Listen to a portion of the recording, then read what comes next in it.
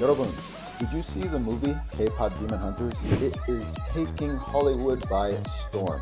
And actually throughout the movie, it is riddled with different Korean concepts and words and historical and cultural references.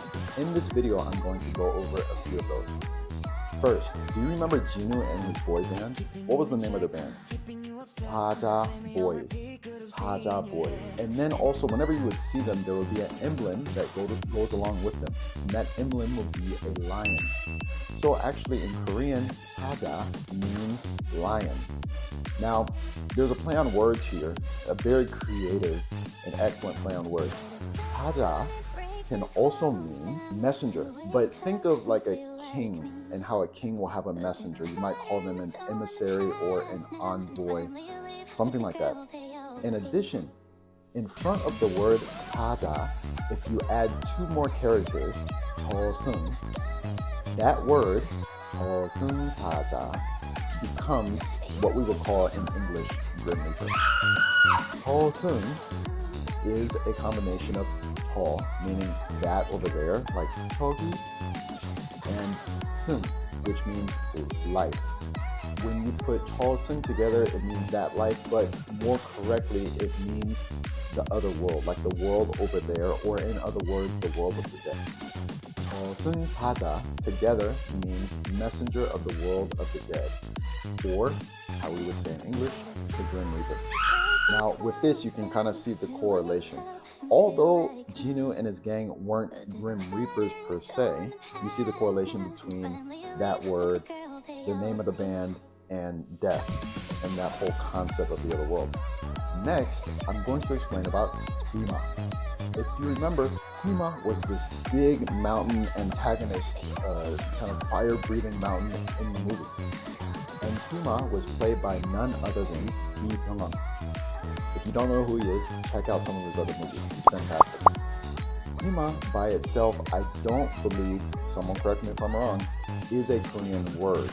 In that order, if you flip it to say 마귀, that is a Korean word, which means like devil or devilish ghost. So ma means devil, or it can mean demon, like in the word angma, if you are familiar.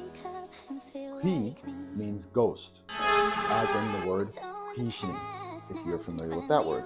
When you put 마귀 together, it becomes demon, ghost, ghostly, demon, something along those lines. For the movie, you can see that they flip them to say Hima. Again, I don't know if this is an actual Korean word, but it's a play on words, and you see the playing of words often happening throughout the movie.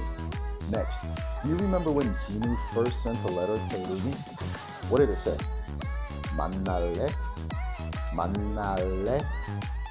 For those of you who read Hangul and have been studying Korean a bit, 만나다 is the root word of 만날래. 만나다 means to meet, like to meet up with somebody for dinner or lunch or whatever. When you say 만날래, it is conjugated using this conjugation here, 을래 or 을래요, and this conjugation means should we, do you want to, shall we. So when you combine this conjugation with 만나다, it becomes 만날래요, or more casually, 만날래.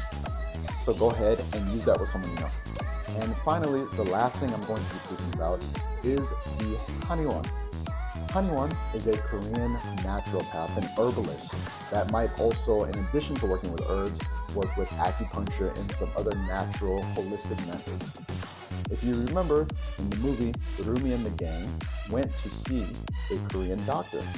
And on the front of his store, the awning said Han in English and then Uiwon in Korean. This is another play on words. If you put that all together in Korean, Haniwon is a Korean acupuncture herbalist clinic. Han meaning Korean, Ui, health, and Won, place. So when you actually put Uiwon together, it means clinic. And then Han Uiwon is a Korean clinic, or in other words, a Korean herbalist clinic. So that's it. Those are 4 concepts you can see in the movie that allow you to peer a little bit deeper into Korean culture. There is the Saja Boys and 저승 사자. There is Hima. There is 만날래, and then finally 하늘이원.